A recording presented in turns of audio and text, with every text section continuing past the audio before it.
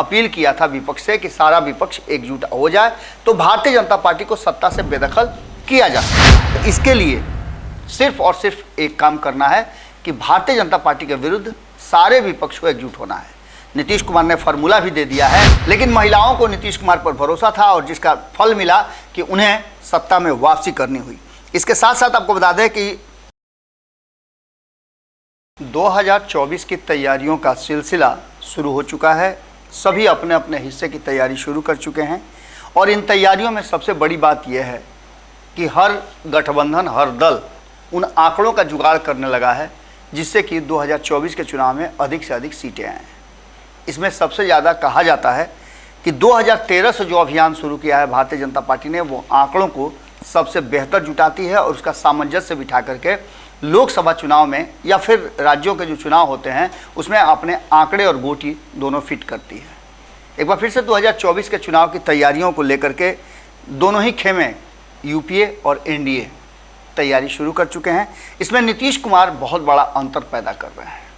नीतीश कुमार हालांकि 2014 में भी अलग थे, लेकिन तब परिस्थितियां दूसरी थी। अब बदली हुई परिस्थिति में नीतीश कुमार लालू प्रसाद के साथ हैं और लालू प्रसाद ने एक दिन पहले ही, आपको याद होगा, अपील किया था विपक्ष से कि सारा विपक्ष एकजुट हो जाए तो भारतीय जनता पार्टी को सत्ता से बेदखल किया जा सकता है। 2014 में हमसे यही गलती हुई थी कि भारतीय जनता पार्टी खूंटा ठोक के बैठ गई और अब उतरने का नाम नहीं ले रही है। 2024 में बिल्कुल संभव है भारतीय जनता पार्टी को सत्ता से बेदखल करना और इसके लिए सिर्फ और सिर्फ एक काम करना है कि भारतीय जनता पार्टी के विरुद्ध सारे विपक्ष को एकजुट होना है।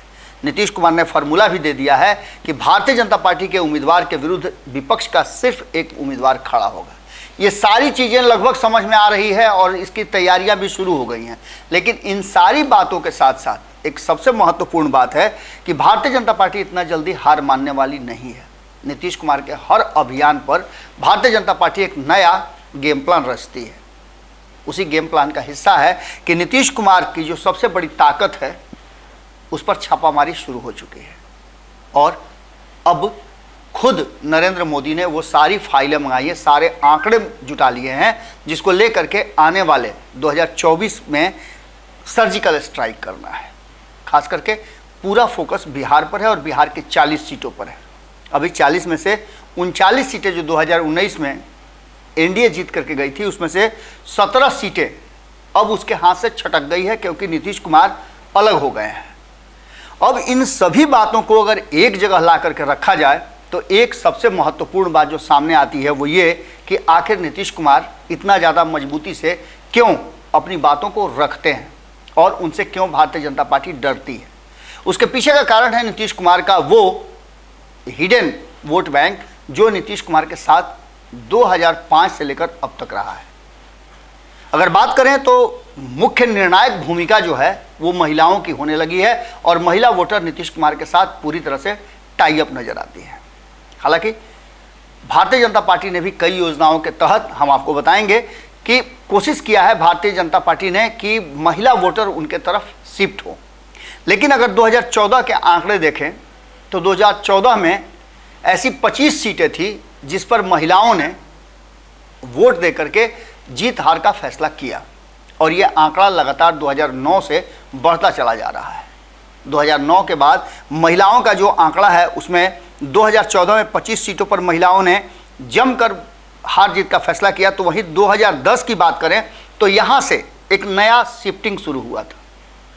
नीतीश कुमार 2005 में बिहार की सत्ता में आए थे और नीतीश कुमार ने सुशासन का, महिलाओं की सुरक्षा का जो वादा किया था वो एक साल 2009 के चुनाव के बाद से पूरा होने शुरू हो गए थे और यही कारण था कि 2010 में जब लोकसभा के, माफ़ कीजिएगा, 2009 में जब लोकसभा के चुनाव हुए उसके बाद 2010 में नीतीश कुमार जब दोबारा आए तो उन्हें उसी का फ़ायदा मिला था।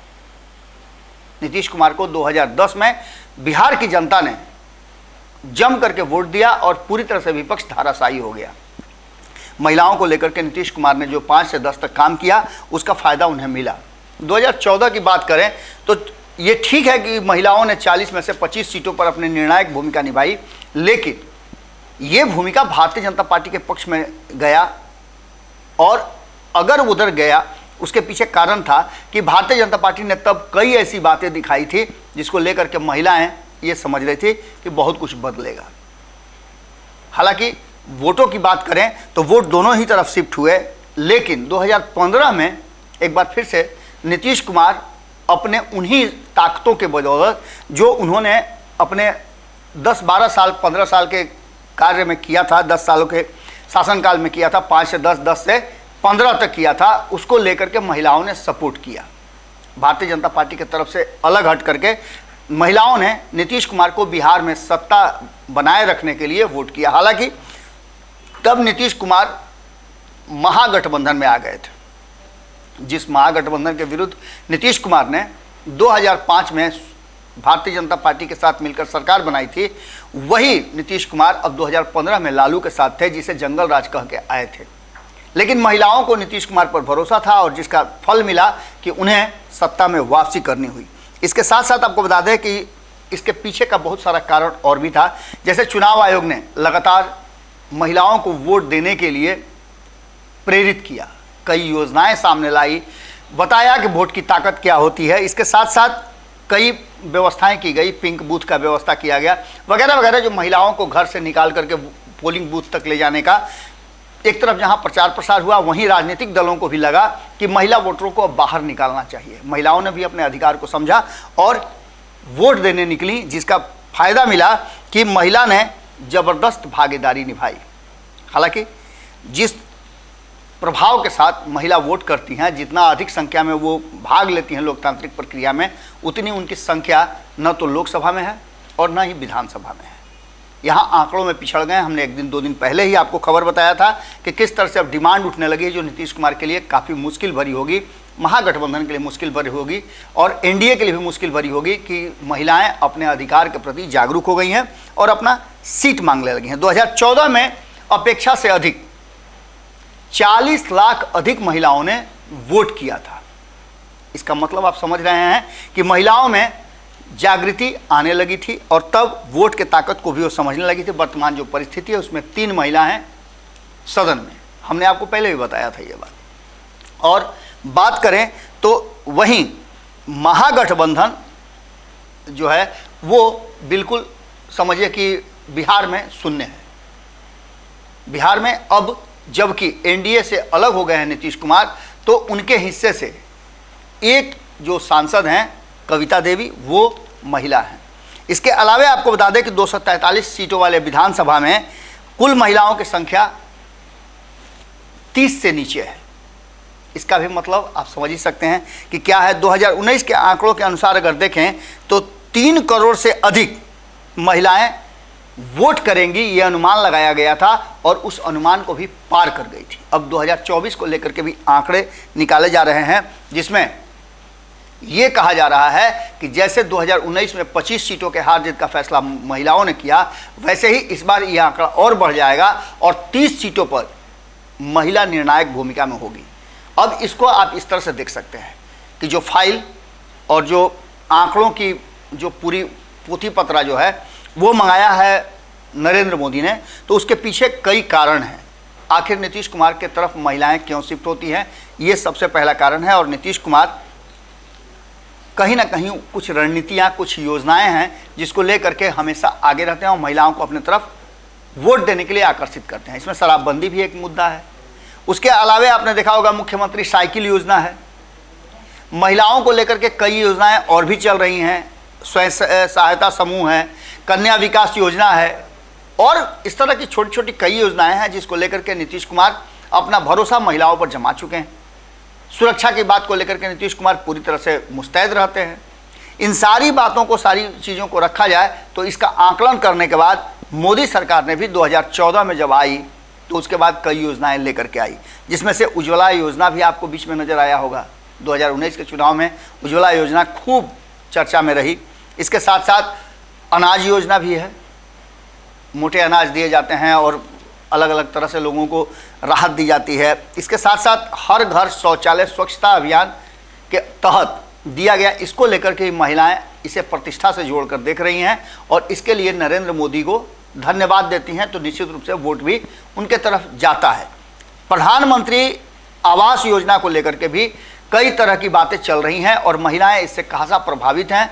इसको लेकर के ही महिलाएं शिफ्ट हो रही हैं और ये रणनीति अपनाई जा रही है। इसके साथ साथ आपको बता दें कि बेटी बचाओ बेटी पढ़ाओ योजना भी है। इसी योजना के तहत भी सीधे घर में प्रवेश करती है भारतीय जनता पार्टी कन्या भ्रूण योजना को लेकर के।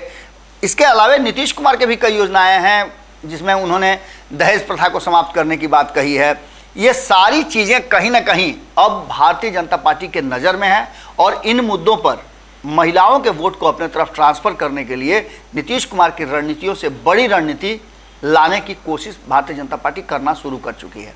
आपको याद होगा 1 महीने का जो कार्यक्रम चल रहा है, उस कार्यक्रम के बाद ये तय किया जा रहा है कि अभी से लेकर के हर बूथ पर, हर गांव में 10 लोगों की टीम बना करके प्रधानमंत्री नरेंद्र मोदी की योजना, रणनीति और उस पर कितना अमल हुआ है, किसे किस योजना का लाभ मिला है, ये सारा डाटा तैयार करने की बात की गई है और इसी को वोट में कन्वर्ट करने के लिए 2024 की तैयारी भारतीय जनता पार्टी कर रही है। इसका सीधा मतलब है कि नीतीश कुमार का जो सबसे ताकतवर पक्ष था महिला वोटर, उस पर सेंधमारी, छापेमारी भारतीय जनता पार्टी करने लगी है और आने वाले 2024 के चुनाव में इस पर एक बड़ा हिस्सा अपने तरफ सरकाने के लिए, खींचने के लिए ज़बरदस्त तैयारी चल रही है।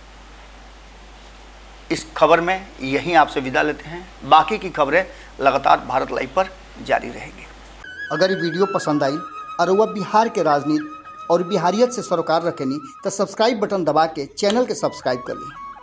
ओजे एगो घंटी बा, ओकरा बटन दबा देला से कुल सटीक और मारक खबर रुआ मुफ्त में मिल जाई। अगर रुआ पत्रकारिता के हमनी के नया प्रयोग में सहयोग कर चाहतानी तो ज्वाइन बटन दबा दी। पेटीएम नंबर नोट कर ली 9386816700। धन्यवाद।